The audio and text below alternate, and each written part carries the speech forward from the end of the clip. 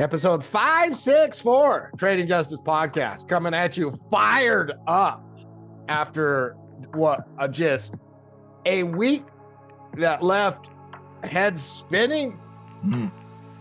It was a massive week. Like, Matt, we have these weeks, and oftentimes, the hype just falls, just it's too much hype. This was not the case this week. So much to break down. Lived up to expectations on the storylines. So much to get into, but pleasantries as always, man. How you doing? After a Saturday to take a day off from all of the market action. Honestly, I was going to do some work yesterday, just some busy work. Got some PowerPoint work to tackle I need to get done, but I was just like, no. Oh. You and I usually touch base on a Saturday to do this or that, or we have a meeting. Both of us were like, go away. I need to do markets today.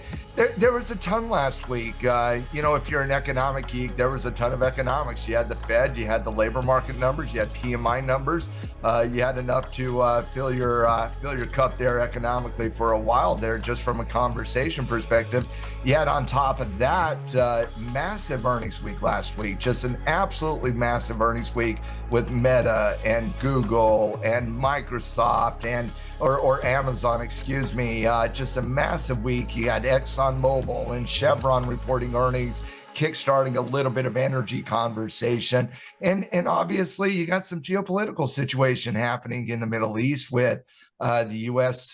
Finally launching strikes back against a lot of the Iranian proxy groups that have been, I think the number was over 165 different attacks in the last couple months.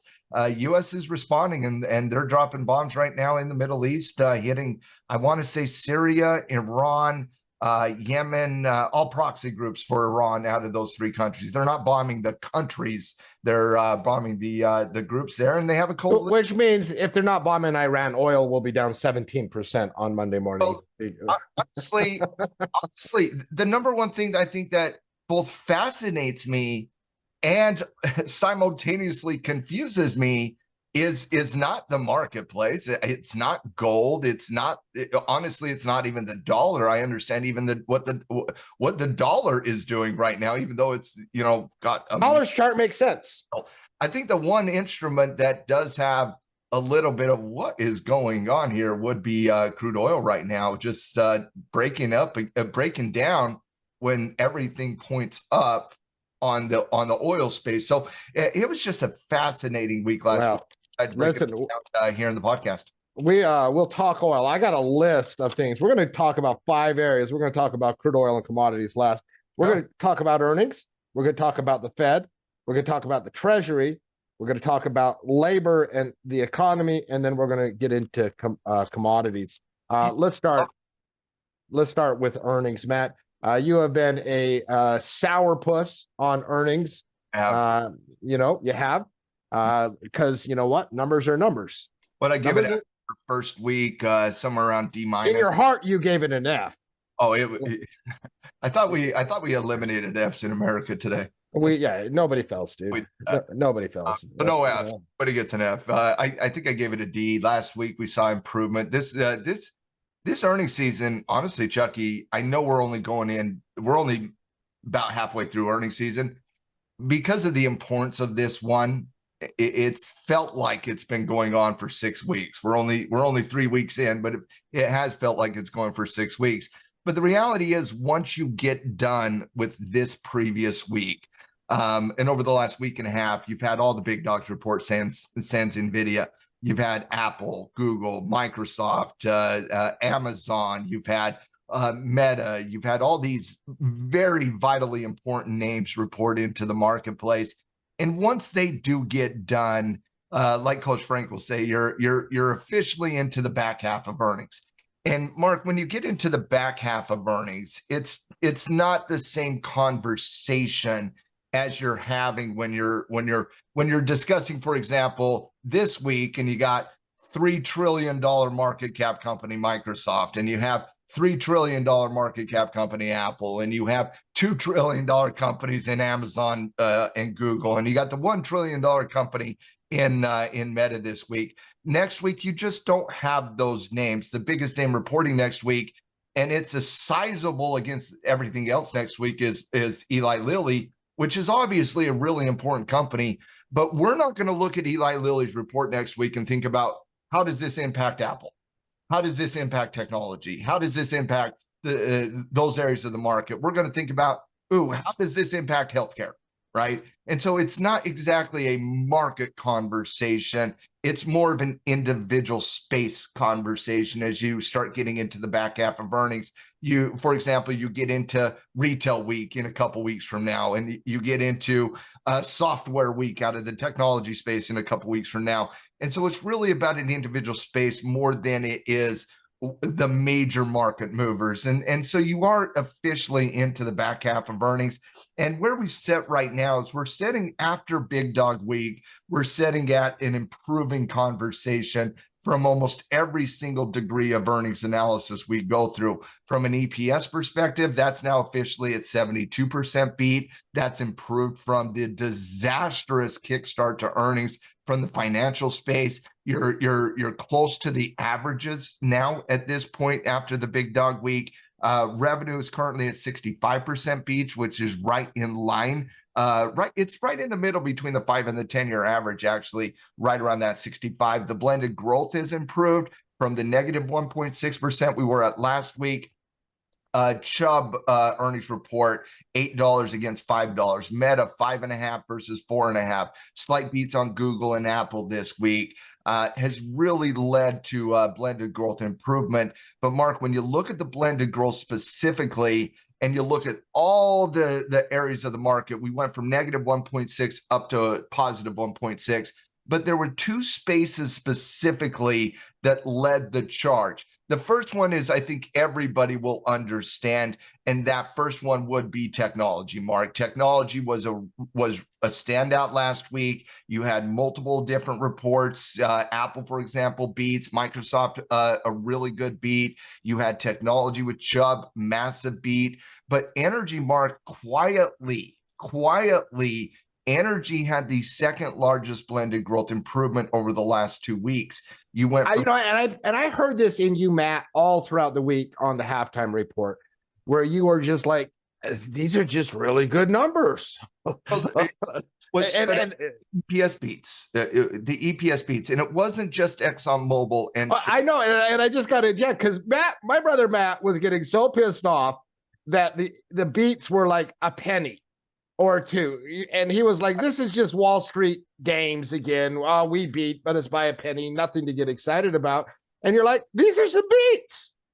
Yeah, well, I mean, when you look at Exxon, Chevron, Shell, PSX, MPC, Hess, MPLX, Helmerich and Payne, CNX, just to name some last week, Mark, they were all, I think the average beat last week was not last week, but coming into last week was a negative 5% was the average.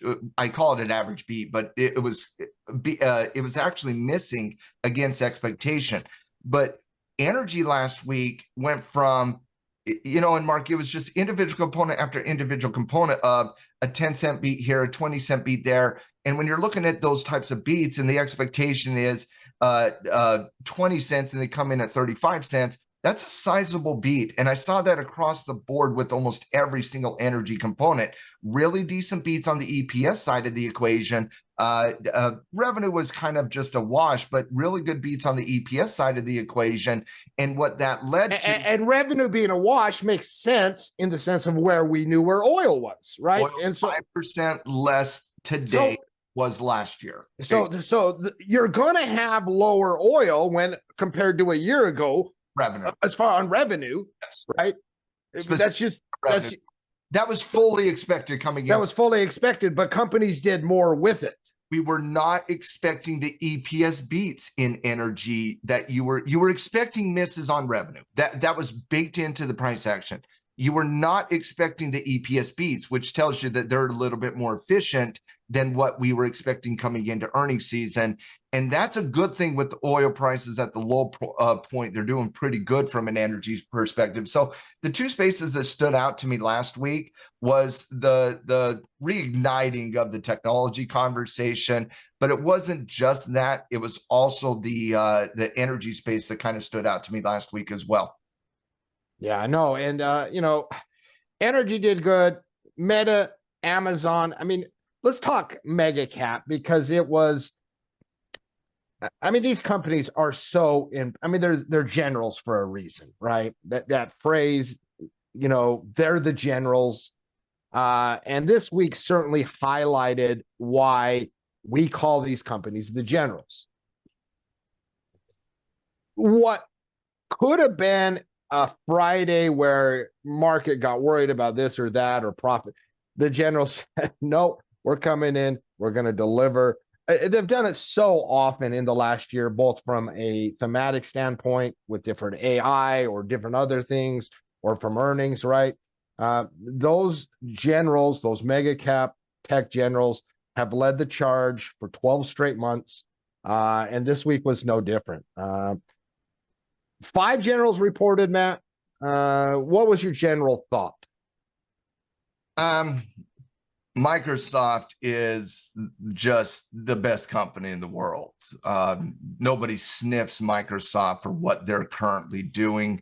And it's not just the AI conversation in Microsoft. I know that's the conversation everybody has in the market when it comes to Microsoft.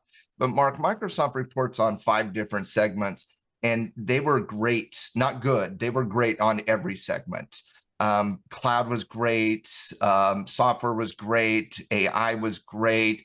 They got growth. They got value. They got everything. There was not a flaw in Microsoft's report last week.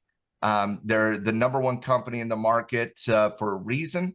They're the only $3 trillion company as of this very second. Obviously, Apple's going to go in and out of that $3 trillion range, but Microsoft is after earnings. I just don't think you can say a negative word about Microsoft. They didn't knock your socks off with EPS beats. They're just the most consistent juggernaut out there in the market today, and they've been the most consistent juggernaut in the market, in my estimation, post pandemic. It's been a great growth story for 15 years now for Microsoft. They got the value, they got the growth. You got an argument for value, you got an argument for growth, and you can put them both right there in the same category. And so Microsoft just a standout. There's no doubt about that. One that really stood out to me, though, this week specifically was Meta. Meta was the best report that I've reported on in the halftime report at Tackle Trading since NVIDIA's first quarter report last year, Mark. It's better than the 2 reports that were knock your socks off reports out of Amazon last year. It is the best report since NVIDIA. I don't want to mince words on that.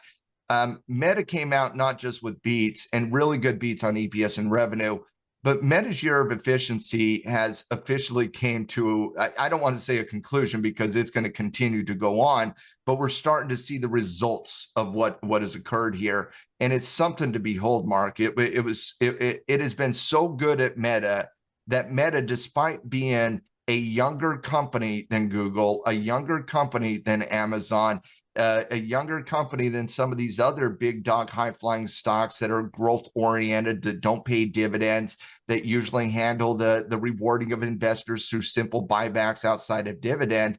Well, Meta here not only announces a massive $50 billion buyback, they also announced the first dividend payment of 50 cents in the history of the company, which I think represents $700 million in dividend alone to Mark Zuckerberg every single year. It was just an amazing report. They were firing off on every single cylinder.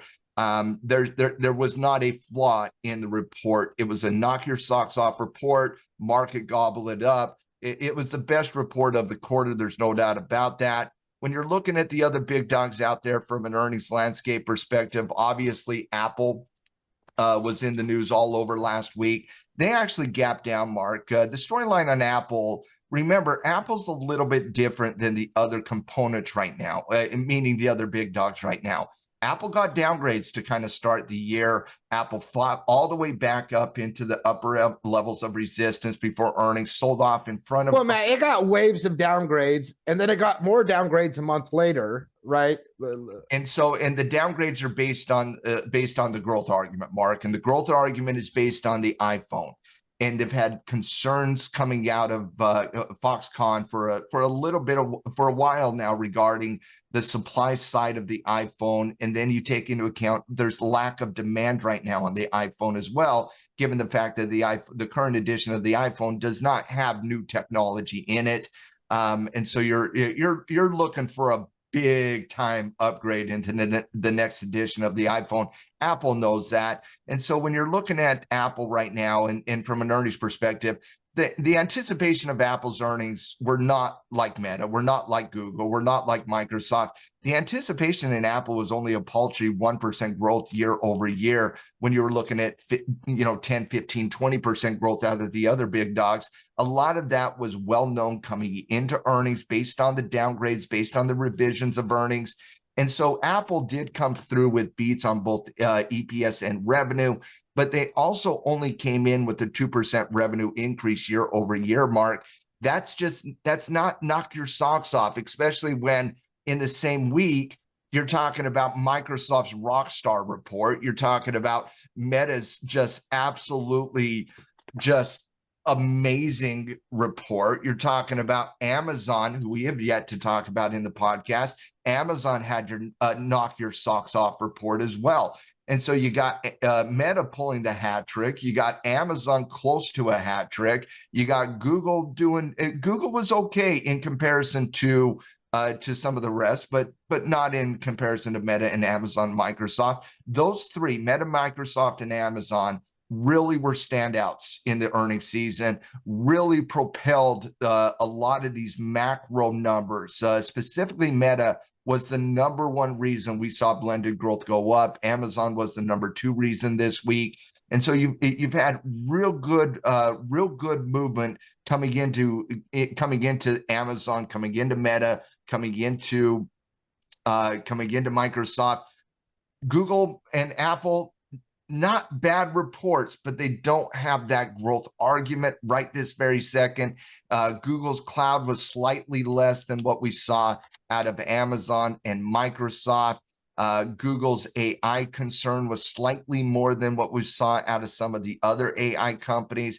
And there was a little bit of concern that Google being behind specifically on some of these other AI ventures out there, that searchability, which Google has had utter dominance on for decades now, might be a little bit more weaker moving into the future. And so there's a little bit of that analysis on Google, but I would say if you're ranking the Mag 7, for example, following earnings report, and the only one we don't have is NVIDIA, I would say Meta, Microsoft 1A, 1B, Meta just for this earnings season, but Microsoft right there from a totality perspective. Meta, Microsoft 1A, 1B out of this earnings season. Amazon just slightly behind that. And then I would put Apple and Google kind of trailing. So if I were to tier list the big dogs earnings, Mark, A tier, S tier. Let's do S tier. S tier, okay. I would put Meta, Microsoft, and Amazon all into the S tier. I thought all three of those big dogs produced. I didn't feel like there was much weakness in their earnings reports. Slightly under that, I wouldn't have anything in the A tier. In the B tier, I would put, NVIDIA just hasn't reported, but NVIDIA would obviously. The bulls are saving that for the audacity if there's a pullback. Yeah. Yes. Yeah. So they're strategically having NVIDIA. It's like you have your front charge in a battle. NVIDIA is the rear guard. Right. Like if something happens bad down the road, we got NVIDIA to save the day at the end of February. Yes. That's basic. If seasonality kicks in, then because February is not a great month for pull back this market. We got NVIDIA into. We got NVIDIA to reignite the passion. So underneath that, I would put Apple and Google right there. And again, you're just looking at some neutrality in Apple right now. Obviously, if we get back up into the 198 to 199, 200 level, you have a really big time, multiple time frame conversation there, but not as of right now. Google, I think you can say a little bit different. The gap down ruin the trend, but you could see King's bed analysis out of Google fairly quickly. Apple's not there. Apple's more of just straight up neutrality. And then the last one that would get ranked, and I don't even think I would put them into the same tier, tier F right now for me, was Tesla. I thought Tesla's report was horrific, and I don't think Elon needs to be more concerned about what's happening at Tesla. I just don't think his focus is on Tesla right now. I think he's playing games with Tesla, and it's showing up in their performance on their earnings numbers. It's not a good look for Tesla right now, quite frankly. All right, so let me give you my recap of earnings just from a thematic standpoint, right? Like, if big cap tech has dips or secondary patterns, because obviously in a lot of areas we're really extended, right? You go look at the NVIDIA chart, you just gotta laugh. You're like, I don't know what, but NVIDIA's left the station, but like secondary patterns, pullbacks. I mean, the earnings of big cap tech, solid as can be, as a general rule. Are they as good as? No, of course. There's a lot of growth to get there, but for where we're at in the cycle, I don't think you could have asked for better earnings. Nah, I don't think you could have. Now, but overall earnings, it's like, as far as what is the impetus to push it higher and higher and higher? Probably not earnings as a whole, right? Given where we are in valuation, given where they were. As of this very second, I don't think the market has a growth argument out of earnings. That it's improved enough that you can make an argument of stabilization from an earnings perspective, but I don't think you can make a growth argument out of earnings. Now, I will say in the last week and a half, since the big dogs have been reporting, it's been a vast improvements from an earnings backdrop. All the macro numbers are improving. Now, I fully expected those macro numbers to improve. So that's kind of baked into where I felt earnings needed to get by the end of the season. And I don't think we're going to get there, Mark. I said 4% coming into the year with the disastrous first week and a half reporting.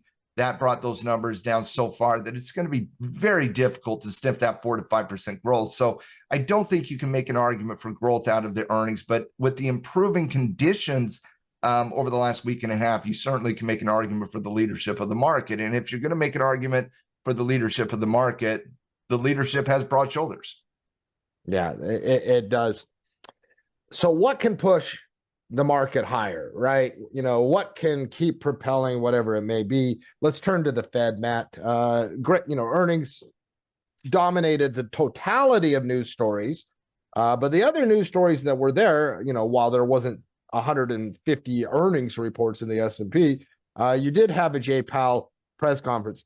Matt, before we get into the Fed meeting, Jay Powell's speaking on 60 Minutes tonight. Okay. Jay Powell speaking on 60 Minutes tonight. He shouldn't. But he is. Why is he speaking on 60 Minutes tonight? Because I think it tells you something. For most normal Americans that don't understand the central bank, they would think, what's the big concern about Jay Powell speaking on 60 Minutes? And there's not a lot of concern over Jay Powell speaking on 60 Minutes. There's open questions of why is Jay Powell speaking on 60 Minutes? Because you look at the economic landscape, and it's an improving conversation, but we're not out of the woods yet economically. You look at inflation, it's an improving conversation, but we're not out of the woods yet, especially in the last month. You actually had a bump up in inflation in the CPI report last month. And so, again, most of the input numbers that come in for inflationary concern are trending in the right direction. There's no doubt about that. But I don't think you can declare victory on inflation, especially when wage growth out of labor market numbers was a rock solid 0.6% last Friday. And I know oil's going down here, but oil could spark something if things continue to deteriorate in the Middle East, which I think today versus a week ago, I know oil's going down, Mark, but I'm fairly familiar with the situation happening in the Middle East right now, and that's not getting cooler. That's not deteriorating. Excuse me, that's not getting better. It's deteriorating. There are ongoing missile strikes literally happening right now in the Middle East, and so I don't know why Jay Powell would feel the need to come on to 60 Minutes to give the nation an update on these topics when he speaks to the market, when he spoke to the market legitimately last Wednesday. And so I don't know. So he's not speaking to the market. This is not normal. No, it is not. No, it is so abnormal. That's like, this is not normal for Jay Powell to go on to the. He would do that if he's ready to declare victory. He's not, which means he got some marching orders somewhere. So Janet Yellen essentially told Jay Powell to go speak on 60 Minutes. He just spoke to the market. Yeah, it's the only logical that this is not a market message. This is today a political message, and the joke that the Fed is an independent body. Can we just put that to rest? I think. Well, you and I did when Trump was slapping old Jay Powell around the other week during 2018 and 2019. I think we realized really quickly that the Fed is not apolitical. Yeah, it is not an independent, but that they're independent in charter, so the government and the people can't audit them. They're political. Yeah, and so he's out there to deliver a political message, right?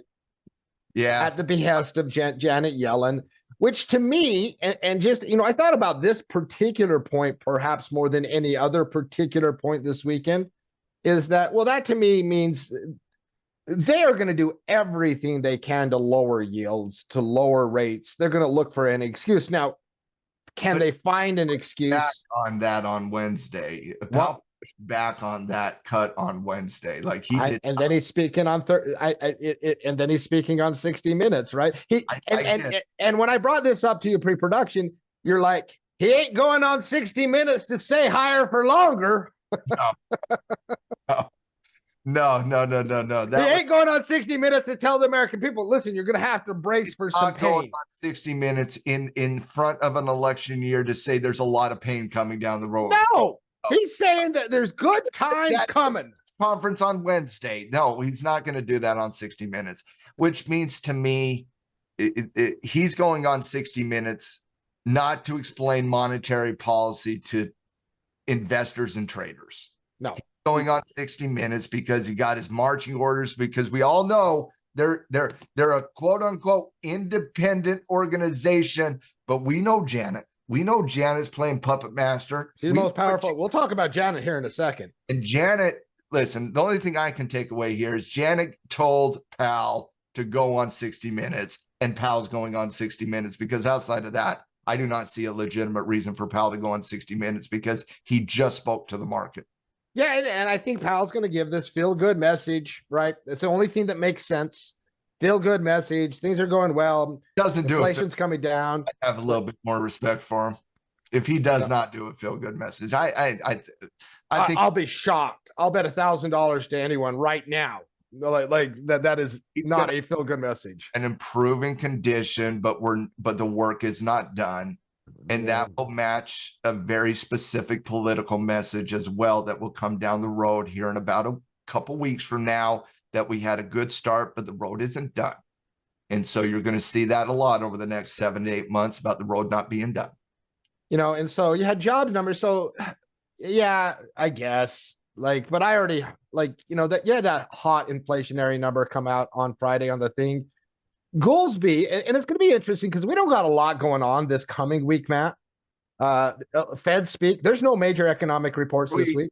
Are we getting into this week, or are we still talking about last week? Well, no, we're still talking about last week, but I was going to talk about Fed speak. Yeah, okay. And basically just saying that the only thing going on next week is Fed speak. I think we got 6 Fed speeches next week. Yeah, I guarantee. I'll take the over. Not abnormal.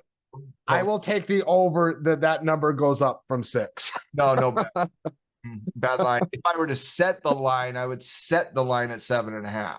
Yeah, well, so Goolsbee was out there. I wouldn't even make you pay the 0.5. I would make you pay 1.5 against expectation here. I think they're going to get over 7. Yeah, Goldsmith was out Friday afternoon with an interview on the Wall Street Journal, and it was very dovish. It's like someone asked him a question on labor being hotter. He's like, basically, they're like, yeah, we can still cut rates.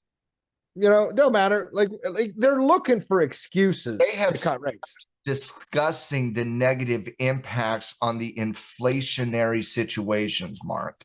And so when what is happening here is a messaging change. It not necessarily an economic change, but how you view the economic data coming in. Messaging is vitally important in all conversations. Big time. And when you're parsing out the data in the labor market numbers, you got different pieces of data that you can anchor against. And if you look at, for example, when you look at the unemployment rate going down from 3.8 to 3.7%, and that's the only number you anchor against, you're like, oh, the economy is improving. Absolutely, 100%. That's a really, really good thing for the economy. But when you go into the micro data of what led to that 3.7%, you're like, can that be sustained down the road? Right? Because a lot of part-time, a lot of seasonality was in that labor market print. When you look at the non-farm employment change, and it came in at 353,000 jobs, well surpassing the 187 expectation. Last month was upgraded to 330,000 jobs. Those are knock your socks off numbers. Those are the most bullish numbers you can get. And so you look at a data point like labor market numbers, and if you anchor on the actual non-farm employment change or the unemployment rate, you can point to some really, really, really big positives, especially from just a headline perspective. If you look at the micro data within those two, it doesn't build the same storyline.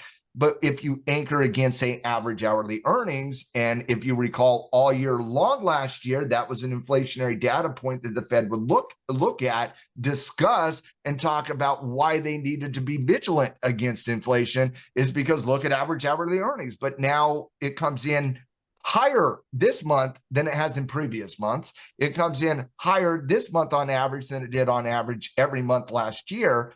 And all of a sudden, the Fed doesn't even want to talk about the average hourly earnings and the impact on the inflationary numbers. They don't want to talk about that. So why is it 3 Fed speakers in the last few days, when asked on average hourly earnings, have basically just negated the question by pointing to, oh, but look at the unemployment report. Oh, but look at the non-farm employment change. They're trying to get the focus to where they want the focus to be, and that is on, number one, just economic improvement, and not what is causing and driving economic improvement, which will, I don't want to say will, but which could lead into a double-dip inflationary conversation down the road. And so they know full well average hourly earnings at 0.6% is going to be, it's not the data point they need to get to 2% average inflation, which is in their mandate. Which means which they're not going to try to fight that this year. So they're just going to discount that and not put that into their messaging. To me, I'm a little bit more concerned about the inflationary front than the central bank is right now. I don't think Jay Powell is going to declare victory, because if he does, that's going to be a George Bush mission accomplished 2003 situation. But it just depends on what pieces of data you want to illustrate and focus in your messaging. And the central bank has been at least very clear to me, they don't want to discuss what 0.6% increase in average hourly earnings means to the inflationary mandate, because they do not want to discuss inflation this year. They want to discuss one thing, and that's the improving economic condition, and that probably will go in line with the political messaging as well. Not something you and I get into too much detail in the podcast, but they just don't want to discuss that aspect of the labor market number, because when you discuss that aspect of the labor market, you have to talk about inflation. You have to talk about the impact on inflation. And the Fed does not want to have the inflationary conversation right now. They don't. I mean, I ended the week with the Fed in the bulls camp stronger than I have in a long time. Like, they want better than I am, but I do think they're getting there. Yes. Yeah, like they're in the we will do anything. You and I both agree with one thing. The Fed is more dovish today than they were this time last week. It was one of those things. I came out and after Fed's Powell's speech, because the headlines, because, hey, let's not forget, Wednesday was a huge down day in the market, right? That quickly got gobbled up. But the headlines to cause that were Powell delivers hockey. Matt, he didn't hear he hockey. was not hawkish. He was dovish. He didn't try to speak. Market is so crazy with their expectations of cuts. The market has been absolutely batshit crazy for at least 3 consecutive months when it comes to expectation on cuts. And so when you're comparing it against the market being the most dovish of the doves out there, well, yeah, he's not that, right? He's not the dove that the market expects him to be this year. But he's far more dovish today than he was a week ago, and he's more dovish today than he was 3 months ago. But it's still not where the market expects. I still think the market's wrong on the expectations on cuts, Mark. But I also think that's an interesting debate. Yeah, I know, indeed. So I think the big takeaway from the Fed this week, far more dovish than a week ago, or more dovish or slightly more dovish, wherever you want to. You land, it is between moderate and very. Wherever you land, they are more dovish today than they were last week. I would argue that it's more in messaging and not in application, in my estimation.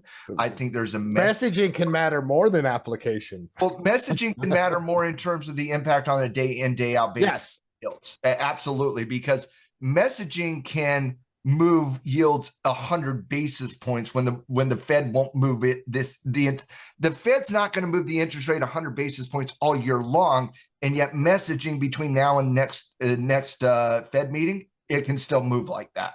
So messaging is extremely important. You know how much I anchor against messaging. I'm just saying that from a messaging perspective, they are trying to get across a specific message to the marketplace and let the market run with it from there. That, to a certain extent, mission accomplished. I think we need to stop short on that. I think we still got a road to traverse on this economic conversation, on the inflationary conversation. But I do believe the Fed is trying to put a strong message out there. And we'll see, because we do get 6, maybe 16 speeches this week. But I do think by the end of this week, we'll be very clear on what the messaging that the central bank is trying to push out there, not just for right now, but most likely for the next foreseeable future. Yeah, no, let's talk Janet Yellen. Janet Yellen's a puppet master. Janet Yellen is, I'd like to joke, she's the most powerful person in the world. I don't find that these days. Yeah, like treasury data, like one of the things that Janet Yellen wants lower yields. She wants lower yields desperately, because Janet Yellen knows that lower yields basically make everything else great, right? You got lower yields, it helps the economy. You got lower yields, it helps the stock market. You got lower yields, it's a big boom for re-election chances, right? Because whether you fall under the Trump camp, the Biden camp, the third party camp, you go back in the history of elections, if the economy's doing great, if the market's doing great, re-election chances skyrocket. And if it is, it's really that simple, isn't it, Matt? Like James Carville, is the economy stupid? I think we all understand that one as of right now. If the economy improves from here, the most likely scenario is Biden gets a second go at the apple here. No, and once again, you can say Mark, that's nothing to do with Biden. It has nothing to do with Biden, has nothing to do with Trump, has nothing to do. That is the history of elections over the last 100 years. We do not get out a president if people feel good about the economy. It's not going to happen. It's the number one voting issue. Even if we debate and yell at each other over a billion other issues out there, because they're important to us as human beings, our voting always goes on the economy. It does. Now, there's other major issues this year, but yeah, Mark, I would agree with your general sentiment that if people's feelings, and I don't like that word when it comes to economic analysis, but if people's feelings improve about the economy between now and November, the first Tuesday in November, Biden's chances of getting elected to office again improves dramatically. And if the economy deteriorates or even continues where it currently is, the odds of a Trump second go at the apple improve dramatically. So yes, Mark, from where the economy is in 6 months from now is going to matter as much, if not more so, than from a geopolitical perspective, where we're at from a geopolitical perspective, or pick your policy debate where we're at from that. Yes, I would say where the economy is in 6 months from now will play a massive role in who the president of the United States is moving into the next 4 years. Yeah, I know. And so Janet Yellen knows all of this, right? Janet Yellen came. One of the things that sent yields up and the dollar up at the in the summer and into the fall of 2023 was the driver of bond bearers basically saying the Treasury's issuing all of this debt, and it's issuing more debt than expected, and they ran with that theme. It's like supply demand. If they're going to issue more debt, who's going to pay for it? And they ran with that thing for months and sent the dollar and the yields just in this really, like we would joke. The dollar has not had a down week in, like, what was it, 11, 12 weeks? I think 11 weeks. I think it. A record, a literal record. Right? It was, the record was 8. Let me count it up real quick because it was 11 or 12. 1, 2, 3, 4, 5, 6, 7, 8, 9, 10. It was 11. And then the 12th week was like a inverted hammer, 1 cent under the previous week type thing. But officially it was 11, and it was 12 out of 13. Janet Yellen knows this. The 100, the sci-fi show, Matt. I love it because I love sci-fi shows, right? It's not my like Battlestar Galactica top 5. It's not a top 10 sci-fi show. No, I watch a lot of sci-fi. I love sci-fi. Sci-fi is my favorite genre. But it was popcorn fun. 10, but no, it was popcorn fun. Ride, yeah. Well, there was a scene in there that I quote all the time. It's Octavia. She's battling. She's trying to keep her coalition together, and she has some rebellion against the coalition. And so she comes in sword in hand, like Janet Yellen, sword in hand, and said, "You are either Juan Crew or you are the enemy of Juan Crew. Choose." Janet Yellen knew heading into this week the story that drove yields up. She was not going to give bond bearers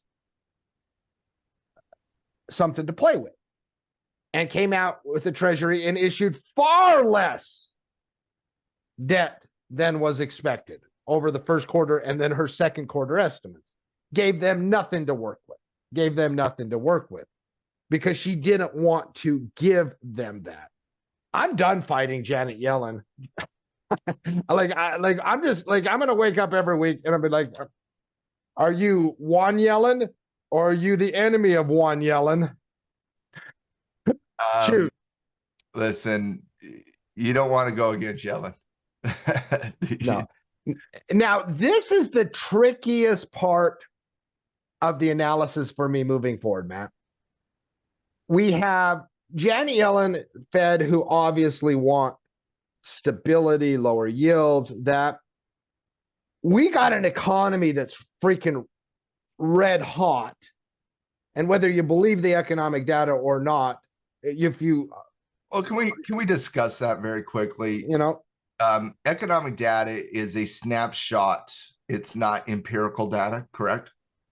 There's a lot of survey and guesswork that goes into a lot of economic data. Isn't as simple as 2 + 2 = 4. No. It's like, okay, we have people responding on one and then another, and that equals 2. And then we have some other guesswork that equals the other 2, and we think it equals 4, right? It's yes. And so you can do a lot of conspiracy stuff through economic reports because they are a snapshot through, and a lot of it is based on interpretation. However you want to interpret the economic data, even if you take into account my general opinion that most economic data produced through most countries is always seen through the lens of beer goggles to a certain right. I feel like all economic data is a snapshot of an environment, but it's not the 100% truth of the environment. How much manipulation in an election season, and that's my philosophy in an economic report, regardless of the day, regardless of the week, regardless of the month, regardless of the year, regardless of election season, non-election season, does not matter. That's my philosophy. All economic data is a snapshot, and usually it's a snapshot that is always viewed through the lens of positivity for that economic system. The number one country in the world that I think is the worst at from an accuracy perspective against economic reports would be China. Second worst, I'd say, out of the Eurozone, but I'd say America's right there. I'd say we're not the bastion of everything accurate from an economic reporting perspective as well. So how much froth is on these economic reports in your estimation right now? Is it more than normal? Same as what we always get? Where's your head at there? I think there's lots more than normal, right? Like, I think like it's an election year, and I'm going to be blunt about something, right? Let's say I'm someone who may not be prone to fudge numbers, right? Let's say I know I'm a straight shooter, and Sports. Trump invokes a lot of passion, both negatively and positively, right? Yeah. If I didn't want to see Trump in, I might be more inclined to make a report look a certain way. Yes. Because of that passion that it creates on the other side, right? There might be more pressure, right?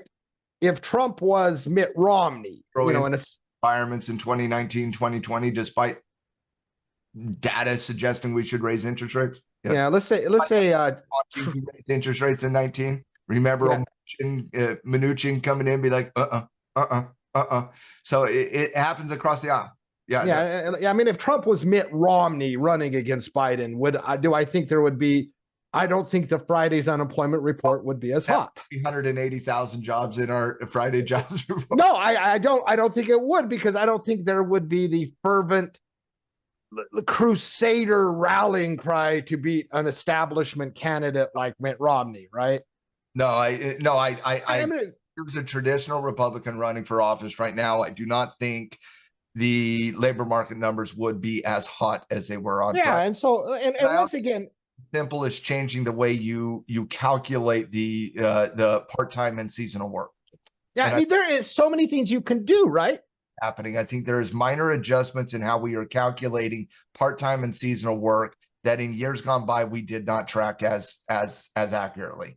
And so I do think there are minor adjustments. But Mark, if you recall, you remember, see, people want to get into the conversation of, oh, there's a big conspiracy. No. To adjust the economic data, you just have to adjust the input that comes in. This does not require 17 layers of Illuminati involved. No, it does not. It's simply changing. Some nerdy accountant named Stan can do it. Well, think about the movie, was it Office Space? Yeah. Right? And the scene in the Office Space, great movie. You and I both love it. You're not wearing your tackle flare right now, by the way, but scene from the movie. But you remember the scene where the harebrained scheme is to put the algorithm into the financial computer that would basically take a fraction of a penny off every transaction. Yeah. And they didn't understand how big and enormous of an impact this would have. And after one day of doing it, they have calculated $230,000 or something along those lines. Here, all you have to do is change a little bit of the input data coming into the labor market number to adjust how you are viewing seasonal or part-time work. You would not adjust full-time work, because if you adjust full-time work, you have to look at the benefits paid out to full-time employers. But if you change the input data from part-time or seasonal, which nobody really cares about and changes dramatically every single month, you could sizably change the labor market numbers to reflect what you want it to reflect. That is a great analogy, because it really is. It's like, all right, we're changing an input here. Oh shit, 400,000 people just gained jobs. I think they changed it too much. I do. I think Biden called up somebody on Friday like, guys, we didn't want it that high.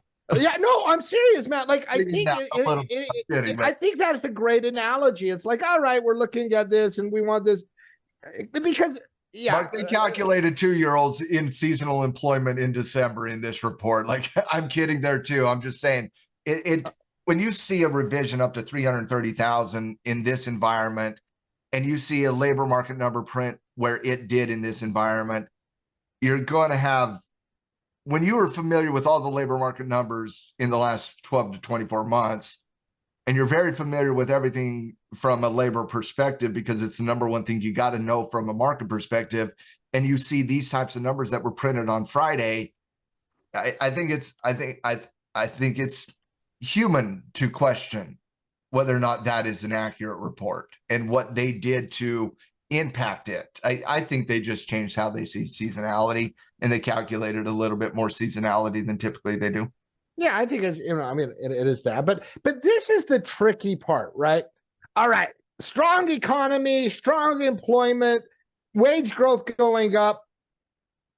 Can you keep the dollar and yields down in that environment? If you're trying to keep yields down, yeah, I mean, but I don't think you can keep the dollar down there. And this becomes the tricky part for the bullish analysis, right? It becomes the difficult part. If Because all you're doing looking at the S&P and looking at the earnings landscape and looking at the economic data that we've done so far in this podcast, it's firing off on all cylinders right now. And don't get me wrong, we upgraded a lot in the Tackle Trading newsletter this past week. The industrial space looks just absolutely knock your socks. Oh my gosh, amazing. It looks great on a multiple time frame breakout. Finance, you remove the regional banks from the conversation. Finance looks even better than it currently looks right now, which is really good. Finance looks really good right now, despite the fact that they had absolutely terrible earnings, despite the fact that they all missed on earnings. The financial space looks really good. Regional banks do not look really good. KRE, if you ever want to just look at the regional banks, that will show you what's happening on the region. Which, once again, I think is a bullish argument because the traders know what the Fed is going to do if regional banks collapse, right? Fed's going to save the day the same way they did last year. Yeah, and so, like, you know, like, we didn't even, like, we weren't even going to talk about this because it really is a non-issue. Like, it's like, if regional banks collapse, guess what? JP Morgan gets bigger and the Fed inserts a ton of liquidity.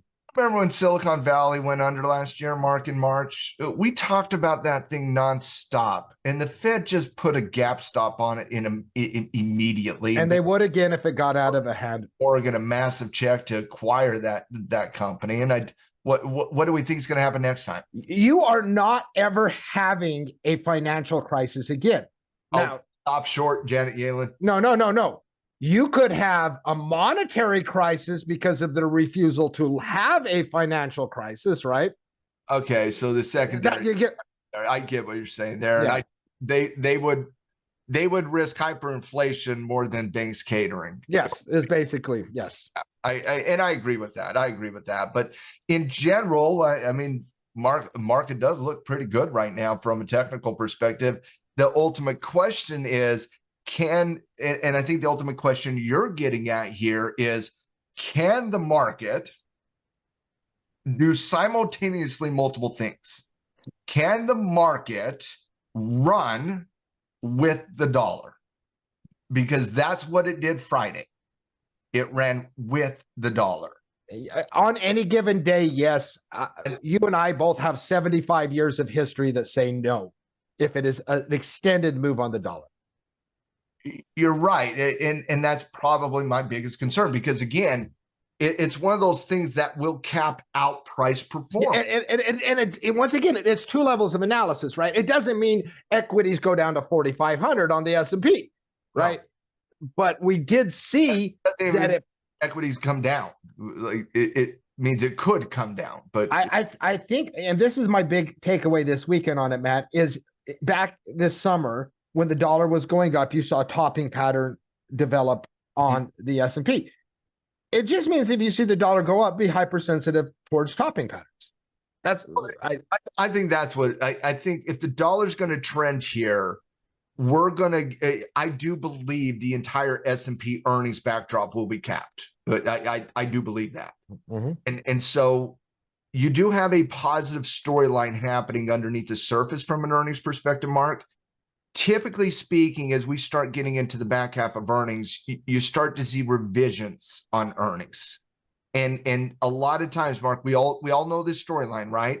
Typically after earnings, we start to revise lower next quarter's earnings, correct? So that we can get those bars low, right? We want those bars low. The earnings revisions are less right now than what they are historically in this quarter. And so you have this positive earnings backdrop starting to develop. You're starting to see the market respond up over the last week and a half.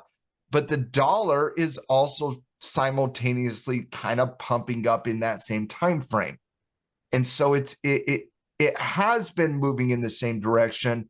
And if you'll remember in the podcast, when we did the prediction podcast, I said there's only one environment where the dollar and the market can go up. And that's if we're no longer talking about inflation.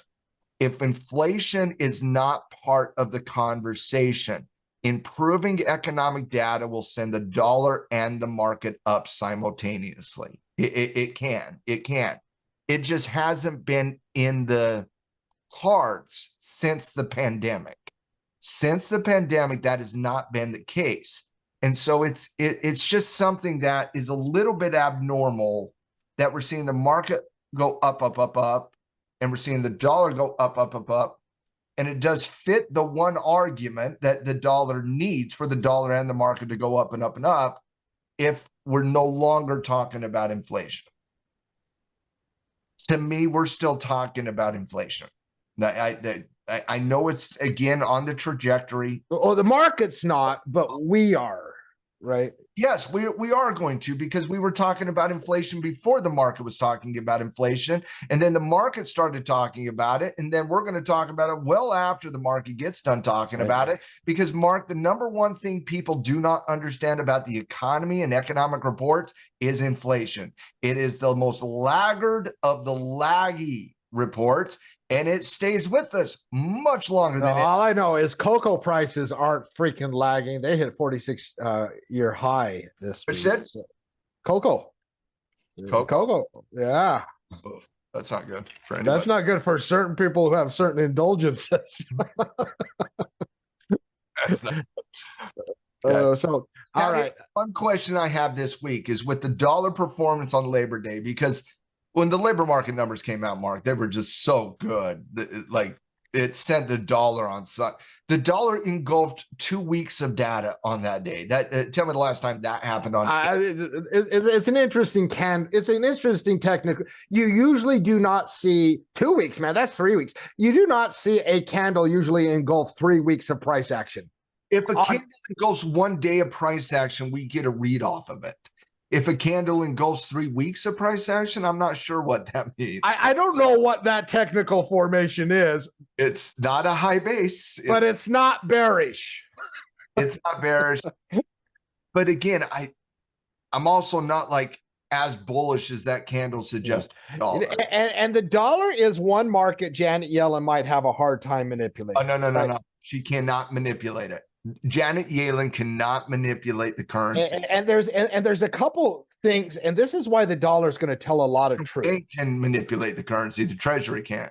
Yeah, no, and because if you want to have a great economy, well, it's going to be hard. The dollar is going to be hard. We'll see what Jay Powell says on 60 Minutes. To me, that's the biggest question we have right now. I think so. Can the market run with the dollar? Because both you and I do not believe it can.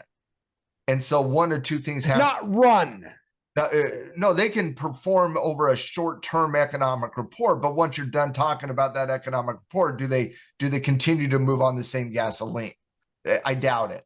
So, one, do you think the dollar's real? The move in the dollar's real here? Or do you think the move in the market? I don't know.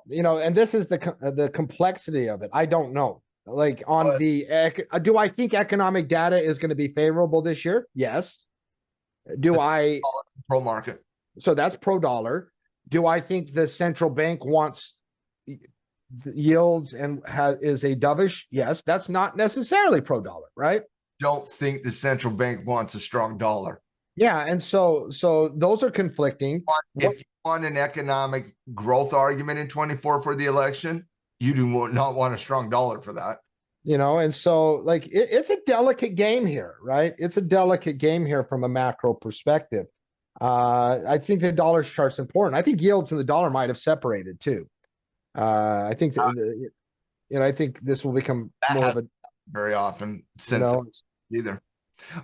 That's the thing, Mark. Are we starting to see things get back to normalcy? That's my question, because if you go back, and again, I still think inflation is a concern. I still think the economy is a concern. I'm just saying from a market performance perspective, dollar and market running together would suggest normalcy from a conversation perspective. Yeah, I think we take it on a week-to-week basis. I'm taking day-to-day basis with the dollar right now. Yeah, and let's finish off the show talking about maybe some oil and gold. Let's start with oil. We talked about oil already. The price action, like everything we've talked about, right? Strong economy, this and that. I don't know what's going on in the oil market, especially the end of the week, other than algos play a bigger and bigger role in the day-to-day trading we have, right? The machines are in control, right? They can send NVIDIA up to $7,000, until something breaks. They certainly in control in momentum. They burst, there was a headline that came out midweek that was basically, there were two headlines. One was a fake report out that Hamas and Israel had brokered some kind of peace thing. It was taken down Al Jazeera website almost immediately, but algos picked up on that. Right, because sent oil down an entire day last week. And then the bombings were not as bad because we weren't nuking Tehran, and somehow the algos took all this and momentum took it. And we know how momentum short term can take, right? It can create price action, but all I'm going to suggest is this: whether or not the 100 different bombings we've done in the last 3 days is deterrence or not, I don't know. I don't think anybody knows right this very second whether or not the U.S. military is putting in a legitimate deterrence against the Iranian proxy groups from attacking United States military personnel. I don't know if it's a deterrence, but I also do know it's escalation. It might not be a deterrence. It may be a deterrence, but it's absolutely escalation here. And Mark, I don't get it. I don't get it. And again, I think it's easier to understand the dollar and the market moving simultaneously together on Friday than it is to understand why the entire market is acting like there's a soft economic landing right now being put into the marketplace, and oil doesn't produce in any capacity during that soft economic landing conversation. The best labor market print comes out in the U.S. over the course of the last 2 years on Friday, and oil on a cyclical commodity, the number one cyclical commodity, does not behave like a cyclical commodity would behave on an improving economic condition. Let's not mince words on the IMF this week.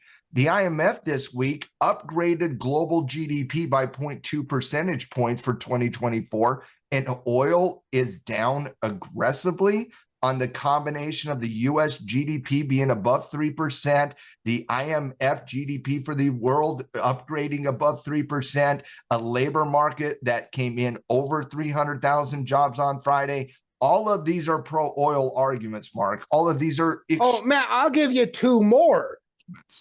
Saudi Aramco, the state-run biggest oil producer in the world, cut their long-term production capacity this week. A major announcement, huge, massive announcement that they cutting supply. Basically, they had planned to go up to 13 million barrels a day on this project, and they're like, no, we're not doing it. All the money we put in that project, we're done.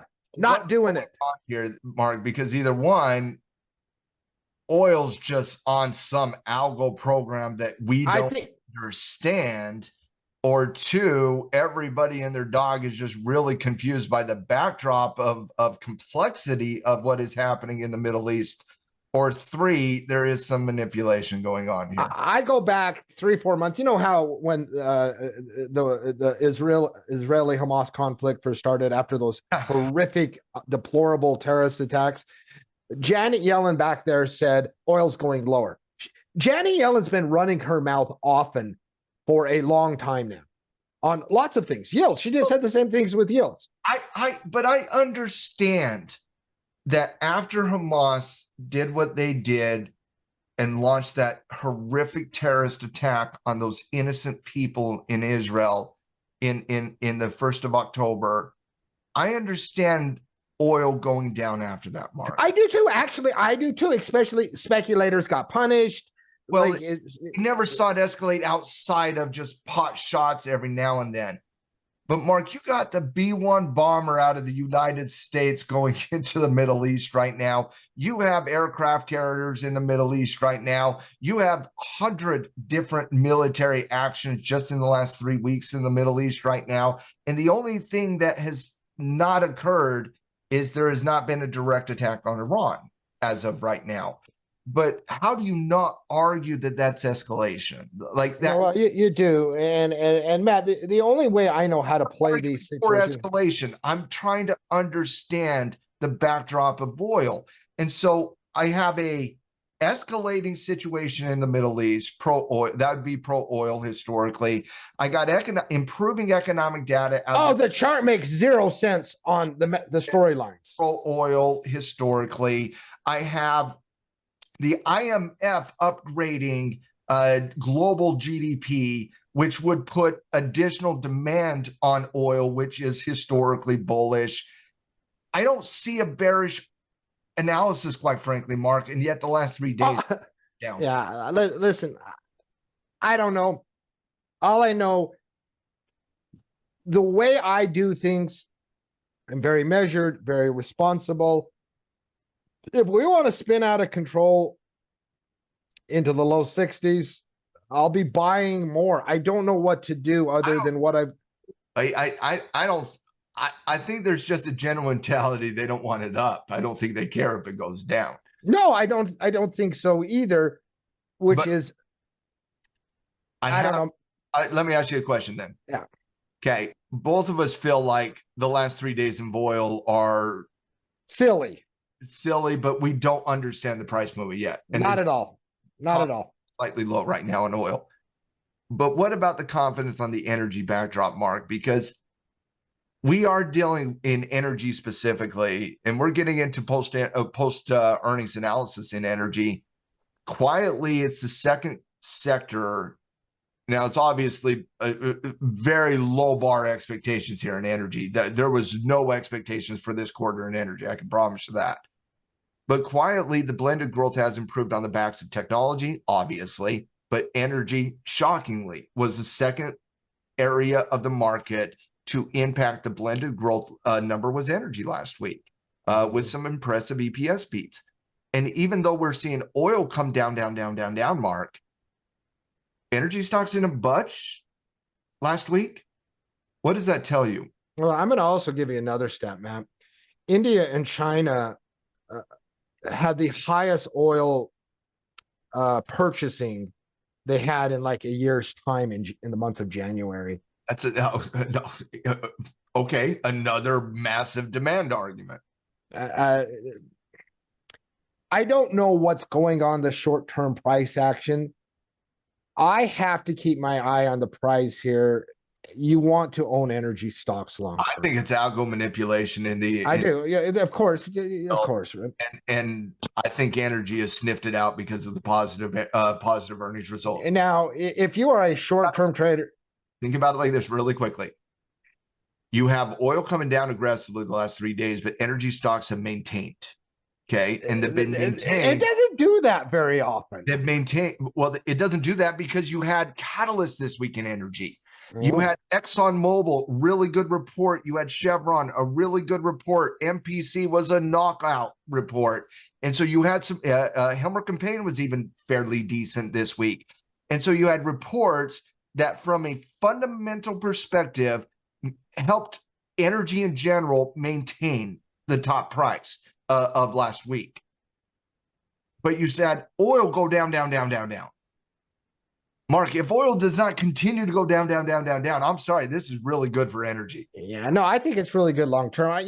This is one of those, I almost think you start treating energy stocks like you do gold. You stop worrying about short-term technicals and you manage it. How do you manage your gold positions? I think you manage your energy stocks positions that way. I think there are structural things long-term, undersupply, that however this short-term game of algo fun and political fun plays out. I in general think we're going to go into a little bit of bullish analysis coming into energy. I've been kind of hinting at it in multiple different tackle. I mean, think about the silliness of this. China and India buying more oil than they have in a year. Saudi Arabia cutting production. America economy hot. Central banks pivoting. It's just how fast are they pivoting? I don't. And you have tensions. Situation that is as bad in the Middle East since a minimum of the 1970s. There, I treat it like gold. Stop worrying about short-term price action. Use it. That's what I do. To me, it's about when do you add that tomorrow, yesterday. Yes, I think you treat it like gold. If you own zero energy, add a little. I think yes, I agree. I do. I just want to put this out. I still think we're in reversal situations in energy. I don't think we missed the boat, the train, whatever you want to say right now. Yeah, I see a reverse head and shoulders on the chart is what I see. Why we're still in reversal situations here. Ultimately 84. I think you look at 84 on energy, 84 being the number 84 on the energy chart XLE. And if you do get above 84, I do think that's the ultimate sign. But I there's already things happening in energy. But I do think ultimately if you achieve 84. And you got the best fundamentals in the market. No offense to Meta, great company. Not the best fundamentals. Let's go. No, from a sector perspective. They have the best. Yes, that's what I meant. Excuse me. Fundamentals is a different argument, but the fundamentals are pretty damn good too. Thanks, Mark. They have the best valuation in the market today. In a market that we're concerned about valuation. Okay. They also have the second best beat rate against expectations in the market today as well. Their beat rate against expectation on from earnings is only trails, I think, technology right now from a percentage beat. And so pretty compelling argument that's building here for energy. It's just the crude oil the last 3 days through a hefty dose of cold water. But so far, energy stocks have basically been saying the same thing you and I have been saying. We don't understand that move in crude oil. We think what's happening from a fundamental perspective is legit. Let's let the technicals play out in crude oil. Yeah, I agree. All right, Matt. It has been a great podcast. I think we did a pretty darn good job of breaking down. I don't even want to talk about Bitcoin. You brought here. If you're not watching, you brought a bitch on the show. There's nothing to say. Like we've analyzed some big subjects. I don't want to analyze a bunch of dojis in Bitcoin. Gold neutral still covered. Oh, gold. Yeah, I think Matt, you got to watch the dollar, right? Yeah, gold neutral. The dollar, the number one thing, crude. I don't anchor on crude with the dollar nearly as much as I anchor. In fact, I didn't even mention crude in the dollar. No, neither did I. There's too many other moving parts. Other factors there. But when it comes to gold ain't breaking out of anything if the dollar's going to break out of something. And so gold, it's been a cover call environment. Last week, we're getting a little bit looser on it. I think you get a little bit more aggressive on the gold cover call analysis right now. What's your thoughts? Disagree or disagree? I worry about the dollar, but I don't worry about the banking system and the Fed. I don't know, dude. It feels like 6 months from now I'll have produced a lot of cash flow. If the only worry is the dollar, Mark. Yeah, like it feels like I'll produce a lot of cash flow. Only worry is the dollar. That's not a bearish argument on gold. Yeah, I know. Like every weekend, the last two, I have ended the week more bullish on gold than I started the weekend. Like, because I ended. Oh.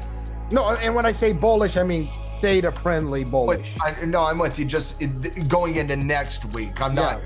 You're not setting near 2K support. You're setting closer to the overhead resistance. You got the dollar breaking out.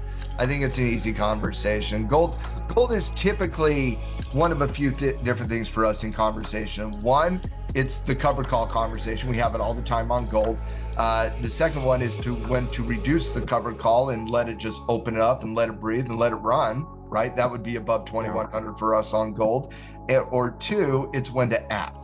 Yeah. And the when to add and letting it run here is not part of the conversation. I think it's a pretty easy cover call conversation right now. It's just a matter of how aggressive do you want to be in covering gold. On Bitcoin, Mark, I still generally believe we're in the buy the rumor, sell the news environment still. But volatility has came out of it, starting to settle down, settle in. I think by this time next week, we might be able to be talking about some technical patterns. But as of right now, the last 4 trading sessions are smack dab in neutrality between 42 and 44, and that's exactly where it was before the release of the ETF news. So I've had some intelligent things I think to say. I don't have anything intelligent to say on this right now. It's complex, right? I said this in the halftime report earlier this week. I said, if you can make a compelling argument to add or to reduce or to pick up or short, it's probably not an instrument we want to focus on in the short term. Yeah. Listen, jam-packed podcast. It was week of week. I think we did a great job summarizing a lot of moving parts in the market. Matt, give us some thoughts. Send us out. Yeah, it was the week of weeks, and we wanted to spend a lot of times in our podcast. We always do kind of a look forward, right? We have the conversation of what occurred, then we look at what is coming up next week. We just felt this week was one. Dude, I ain't got no time to look forward when I'm still looking in the rearview mirror. That's kind of what the week of weeks was. There was a lot of information. In general, earnings improvement, economic improvement, and central bank capitulation, I would say in general. But it was a fascinating week, Mark. Fascinating week. I think the number one storyline out of the week, it has to be Meta's earnings report. I think in the week of weeks, when you have so much information coming into the market, the one storyline that stands out when I think about all the information that came into the market last week was Meta's earnings. They were just so good. 50 billion buyback, announcement of a dividend, just utter destruction, pulled off the hat trick. Just a really good report out of Meta. Amazon, Meta was so good, Amazon didn't get a lot of love, but Amazon was the knock your socks off report as well. Microsoft was right there. Those three stocks, they got broad shoulders right now. They're carrying a lot of the market. Yeah, everyone, listen, have a fantastic week. Have a fantastic week. Like, literally, I'm tired. I'm ready, but I am ready for the market open. I'm kind of excited for Monday more than I am normally, and I'm usually pretty excited. But check us out next week, and email me at team@tackle trading if you need anything at all. Later, team.